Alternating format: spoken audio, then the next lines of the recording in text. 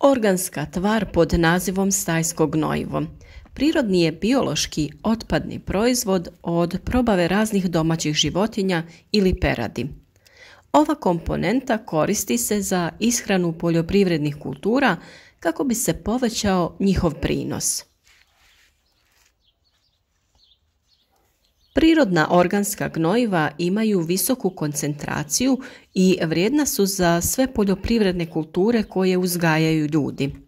Prednosti stajskog gnojiva su neosporne, ali je važno pravilno ga koristiti kako ne bi štetili biljkama i ljudskom zdravlju.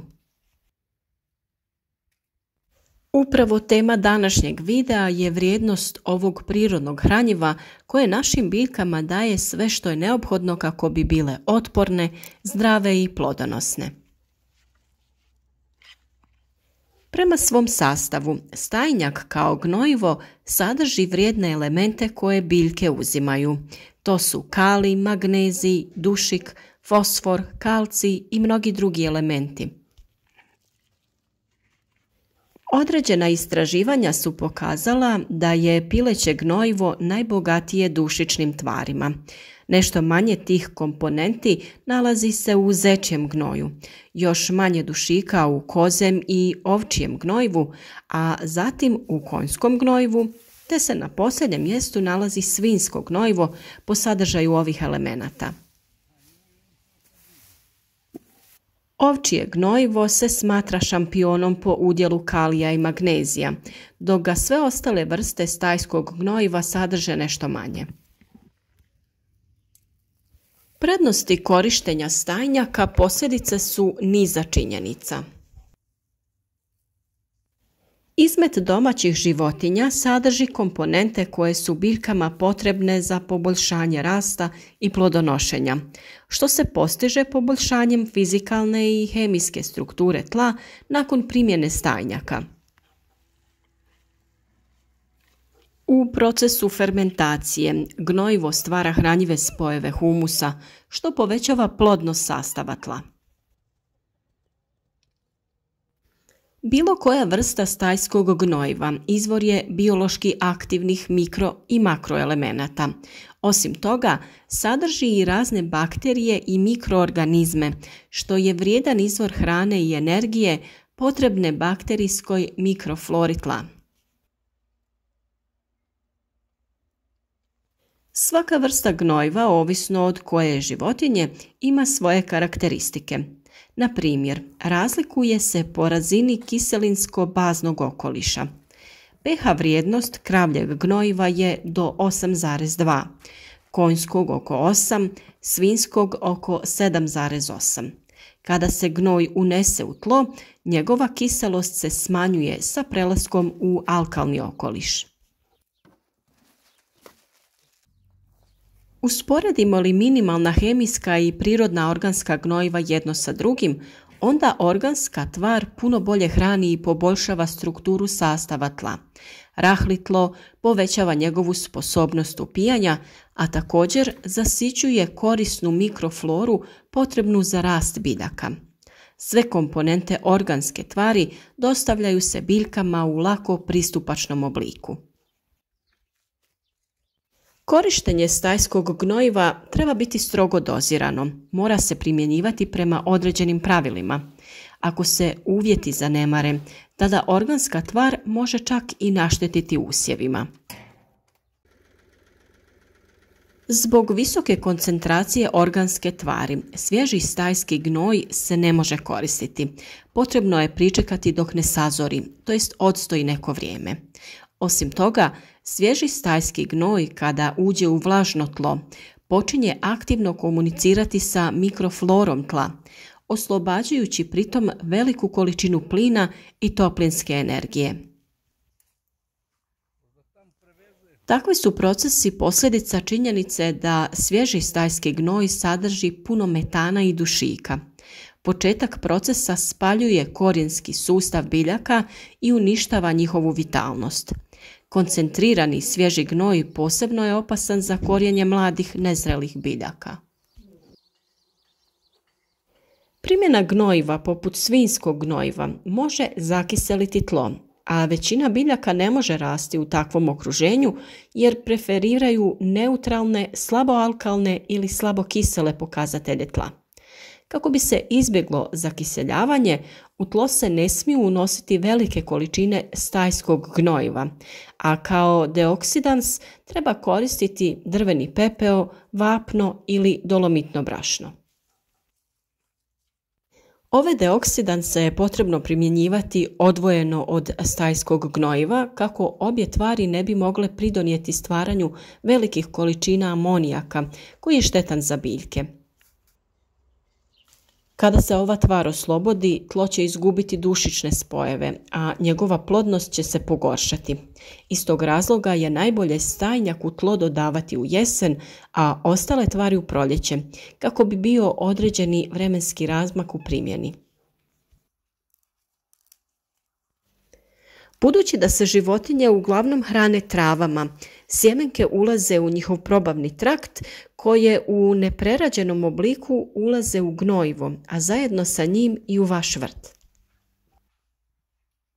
Hranjiva će omogućiti nasilan rast tog korova, ali do takve sjetve neće doći ukoliko koristite već istrunuli stajski gnoj, to jest onaj koji je stajao 1 do 2 dana. Raznolikost gnojiva koja se koristi za poticanje rasta biljaka ne ovisi samo o vrsti životinje ili ptice od koje dolazi. Sastav organskog gnojiva ovisi i o stelji koja je također dio stajskog gnojiva. U kombinaciji sa njom koncentracija izmeta se smanjuje, ali se u njegovom sastavu povećava količina kalija.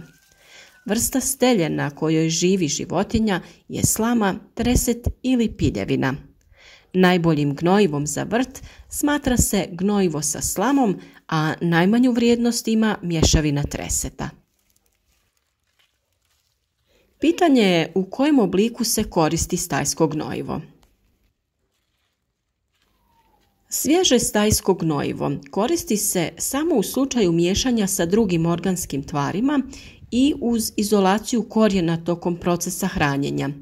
Najčešće se svježi stajski gnoj raspršuje po polju u jesen nakon žetve, tako da tokom zime on ima vremena za pregrijavanje i gnojenje tla do proljetne sadnje.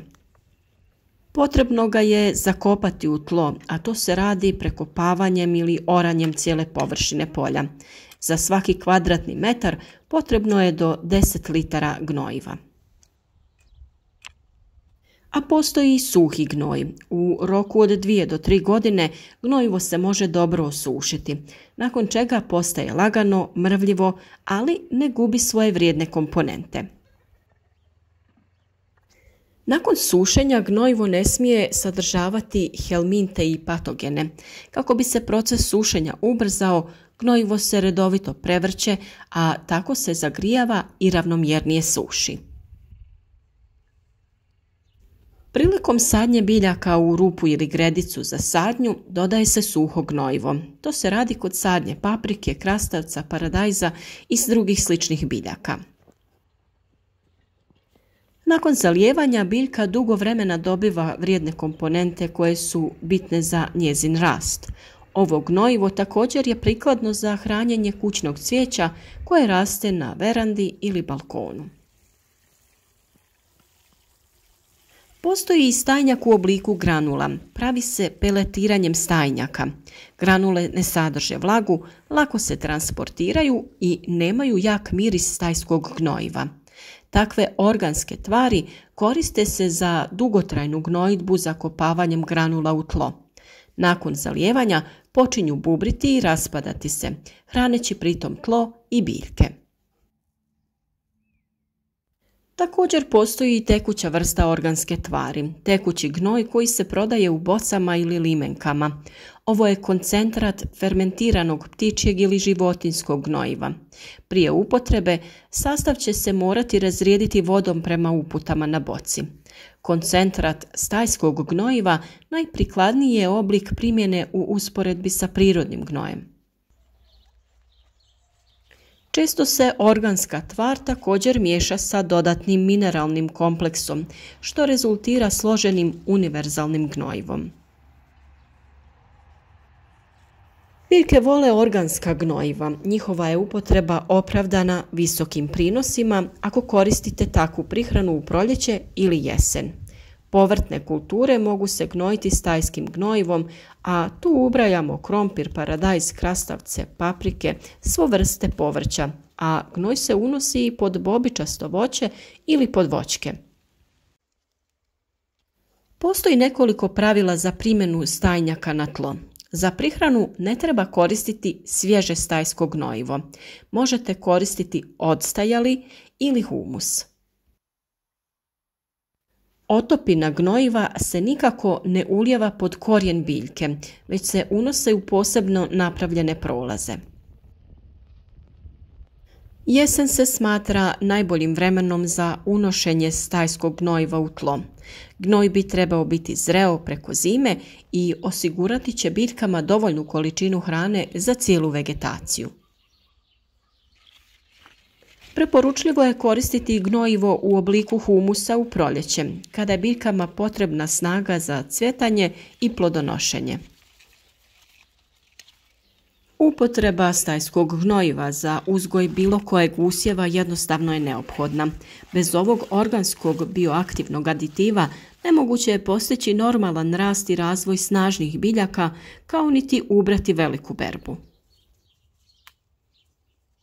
Nadamo se da ste sa ovim informacijama uvidjeli koliko je stajnjak značajan u biljnoj proizvodnji. Ostanite i dalje sa nama i pratite naše video savjete u novoj vrtlarskoj sezoni koja je pred nama. Ne propustite važne korake i zapratite naš kanal na vrijeme. Kliknite i na znak zvonca kako bi dobili obavijest o svakom novom neophodnom savjetu za uspješan uzgoj voća i povrća.